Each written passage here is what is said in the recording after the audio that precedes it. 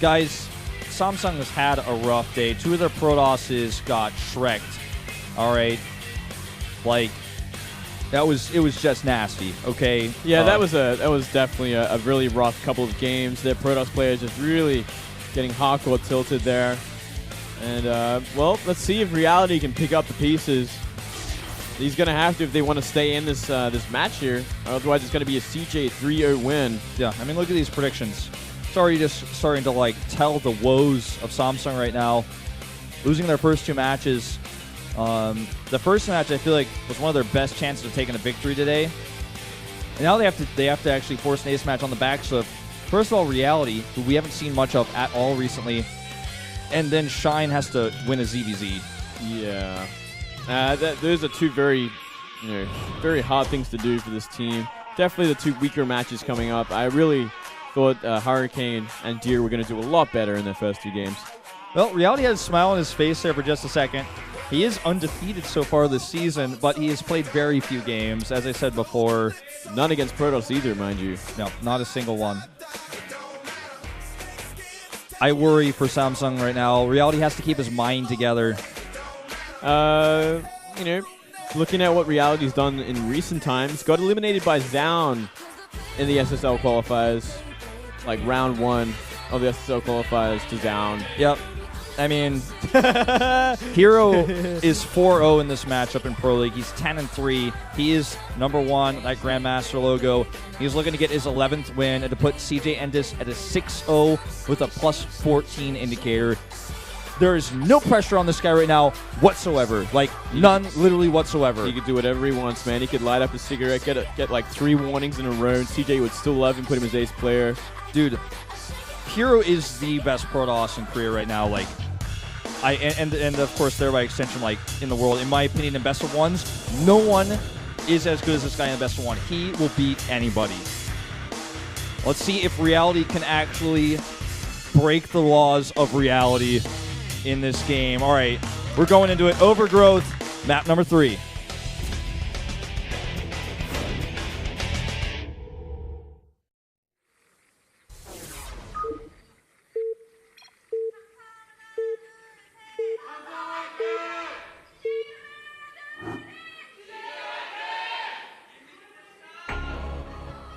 The top right, he has a mountain to climb. The odds are against him. It's Reality. And in the bottom left, it is CJ herO. It's really quick. Yeah, been really quick today. I feel like I'm always leaving you to, like, you have to, like, scramble it out. I'm sorry, man. You're fine. I don't mind. So good. herO, like, he leaves no stone unturned. He checks everything. He calculates every possibility. He has a lot of finesse. He will fight. He will take every fight that he should and never take a fight that he shouldn't. He's way too good at this matchup, actually. I guess when you have, like, teammates like Sky High and Young, that's what happens as well. Like, yeah. You just get so damn good at defending against mind drops, and you know exactly what you have to do. And we always see herO go for, like the robo openings. He gets observers out, he gets blink stalkers nice and early, and he just shuts everything down. And from there, he always just gets ahead. So, he just basically plays perfectly. Like, I don't even know what else to say. Like, the games we saw of him in the qualifiers for SSL, for example, it was just like nobody had a chance. Hurricane beat him somehow. We didn't get to see that. I'm really sad about that because Hurricane is apparently having these, like, great moments despite having a terrible game today. Reality is a player who has actually shown success in the past. Like, let's try, I guess, talk about his achievements here for a moment before he gets Shrek. He's actually was one of the most successful Kessa players to switch over to Starcraft 2 at the very beginning from Brood War. He switched over, the only one to qualify for, or like the first player to qualify not seeded into the BWC Korea qualifier, and I think that was actually as far back as 2012, really long time ago. He's famous for his mech play on Star Station, where he played Sulky and played incredibly long games. He's a very patient player. He's very good at late game. He's very good at mech. But none of those things really come into play against a player like herO. Yeah, they're not really relevant in this matchup, unfortunately, and here today in the current meta of all things. He's probably just going to have to play a straight-up game from here, starting with the Reaper. Going to be Reaper expanding into, no doubt, the whole Biomine style, which is pretty much what every Terran has to do these days. as well as wants to do. You know, it is the most efficient, effective way to harass and really get ahead in the mid game. Yep, everything looking really normal here. Gonna cancel the Zealot. Actually, might keep it because that SCV is sticking around a long time, but nope, does cancel it last second, like literally last second. Just doesn't want to get eBay blocked. He confirms that reality checks. He's like, oh, Zealot got canceled. Okay, just gonna stick around one more second before that SCV gets chased out by the Stalker, and here comes the Reaper. With such a great SCV scout, looks like he's not even gonna go for the main base here. He's just gonna go around and make sure there's no proxies or anything. Yeah, check the watchtowers. Very paranoid. That's interesting. Instead of just gonna simply be an expansion. Interesting. Even a bunker going up here. I wonder if we're gonna see a Robo straight up from him. Maybe even a Stargate. I think Robo. But, you know, I mean, looking where this probe is going, it's like rallied to like the very bottom of this Terran base. You could put a pylon there at some point. But this gonna is Twilight to start things off. Yeah, this is the last sort of tech I expected to see in Hero versus Reality. This is like the kind of tech you'd see on King Sejong Station. Yeah. From here, like he always went for the Twilight first, but yeah, I mean this map kind of less likely, but you still can sort of blink onto the high ground in the main base. Just there is a lot less room to do so. He might just hide a Dark Shrine with that probe too, although he hasn't made a pylon yet, so I think that window is gone. I think we are going to see Blink here. It could still be a Dark Shrine. You can put just simply a pylon up there. We'll see. We'll see. It looks like it will be Blink. Yeah. Yeah, it's going to be Blink. 3-gate Blink pressure with the expansion. Hero is actually great at this build on Sejong. We don't get to see him use it too often on other maps. This Reaper is just not going anywhere. Oh yeah, E7 of hard time. 4 HP left. Good control to save it, but like it didn't get any scouting done whatsoever. Saw there were 2 Stalkers. That's all he really got to see. Yeah. And we are seeing the mines on the way with the starport nearly finished. Looking very much like it will be that style from Reality. Yeah, he should be able to have this observer out in time. It's all going to be about the splitting because even though you have detection, you know, the mines can be dropped in multiple mineral lines, and you're probably going to get at least 1 or 2 shots off anyways. Oh wow, he is like hardcore aggressive with this. He's like coming up at the front right now. This is super aggressive. He's got to be careful doing this kind of style. Yeah, because that Widow Mine drop with no units at home could start to do a ton of damage. Definitely saw one base from mining, that's for sure. But I mean, I guess he can at the very least apply pressure. He realizes there's only 1 Marine there. He's like, wait, what? I should have waited for more Stalkers. I would have just killed it. Widow Mine drop's coming now. I mean, it's a ways away. He might even try to use this defensively. He can't because that's Blink Stalker. They're just going to blink away from that. Yeah, exactly. But that's like a kind of a big pressure. 5 Stalkers, 1-shots SCVs, and has to wait for shields. Actually, he's just going to jump into the main. He's just going to go in the main. I think he can just get away with this if he does it now. The Widow Mine drop isn't even going anywhere. He is just staying there on the right side. Okay, sees the bunker going up here, and sees the Widow Mine just goes back. Just going to actually just control this mineral line. He can blink away. He can blink to the left. He can blink wherever he wants. Okay, now the Widow Mine drop's coming towards the natural, so it should be able to stop the mining at least for a second while it kills 1 probe. The first observer is coming across the map. The second observer is going to be out at home in a second. It may force a warp in at home, which would be something. It would be like a start. Be something.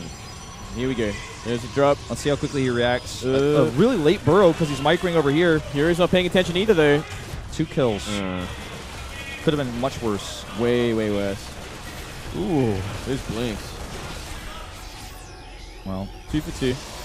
2 for 2, and Medevac's coming home. Widow Mine get another shot? Did he even notice it at all? I actually don't know if he did. I think he killed it. Okay, yeah, he killed it. He's got an observer in the next cannon at home. Yeah.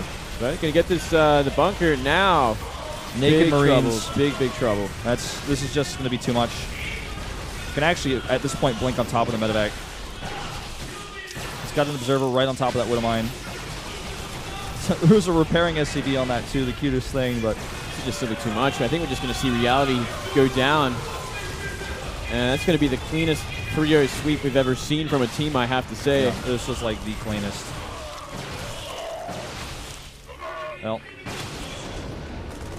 look at Reality's face. He sighs, does that GG scan, as you like to call it. I think it's really good good term for this, where you just like scan and then type out. Yeah, it's like the submission scan. It's like, wait, how much probes does he have? How many gates did he make? Oh, he did all 3 gates. Wow, damn, I guess I should just GG. Yeah, it's like, I can't believe I lost the pressure. Yeah, he died to pressure straight up. Yeah. I mean, it was a very aggressive pressure, but it was not an all-in. It's just like a big window of opportunity herO identified, which was very, very smart from him. Yeah, it wasn't even a kill move. GG. No. It was just he saw blood in the water and he just kept making stalkers and he just microed them and won the game. Yeah, he's like, oh, you have one Marine in this bunker. Everything's on the high ground. You've got a drop coming towards me that did nothing. I guess I just kill you from 3-gauge Blink Stalker. The drop was late, too. He had it sitting over there on the right side of the map for a long time. I feel like if it came, it might have gotten an extra shot off or two. Could have done something more. He got unlucky with the shot, too. I guess he wasn't targeting because he was microing back at home, but could have maybe gotten some more shots. He only got 2. Yeah. That's not enough. You know, something really is off against for Samsung today. I feel like they should interview the coach of Samsung instead of the MVP player and just be like, what's happened over there? Like, what's going wrong? Because this was really surprising. Yeah, it was Samsung's worst day by far. Dark days today. I mean, that was just everything went wrong, and in some cases, not even fully because of their fault.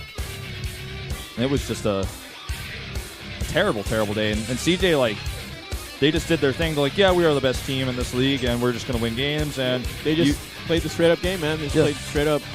You made some mistakes, so I killed you, and yeah, so we have plus 14 now. I guess I'll see you guys next week. Yeah, not many games left as well, so these are pretty important ones, at least for Samsung, I guess. For CJ, they could have afforded to get 3-0 today, but instead they're going to 3-0 and get that insane lead, the record-breaking lead this round. I just want to see CJ put only B-teamers out next time in their final match. They could. They wanted to. Maybe put like herO in third or something so they can possibly go to a 4 games. Yeah. But yeah, might as well give the players some practice. Well, guys, clean as it gets. Sky High beats Deer. Lucky drop does a ton of damage. Deer defended poorly, though, frankly. Byung versus Hurricane. Hurricane did a proxy build. He got scouted, misrallied to Stalker, and just reacted very poorly to the follow-up drops that ended up killing him. And then herO versus Reality.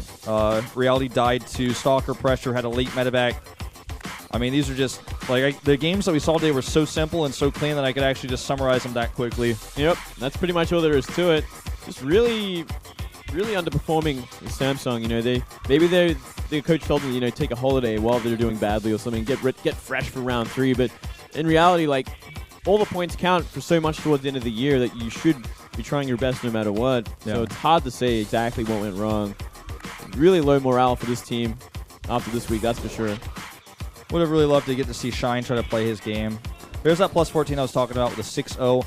By the way, Samsung did not get anything except a warning for that missed pause timing on the hotkeys, so that's good for them. They still remain, even after getting 3-0'd, in the top 4, but this could change. MVP is right on their heels. And KT not too far away at 6. I'll be playing tomorrow. So important for them as well. Yeah, KT could very well take it away if they get a win tomorrow, I guess. It's all about those 3 teams. StarTale-yoe and Prime, of course, have no chance. herO furthers his lead today, and poor Biel didn't even get to play, so he's now 2 points behind up there with Losira. And I guess Innovation lost his game today, thanks to Losira. Yeah. And besides that, Byung is on his way. Entered the scene. And we saw Sue talked a little bit about how he's pretty close to getting in there, and he expects that he will get in there by the end of the season. But for right now, he's pretty happy with where he is. His win rate's pretty good, and he's just going to slowly claw his way back in there. Yeah, it's good to see him gain some traction and start just winning again. Who do you think we're going to hear from, actually? Yeah, that's actually a really hard one, Wolf. Like, if I were Kanata, I'd just be like,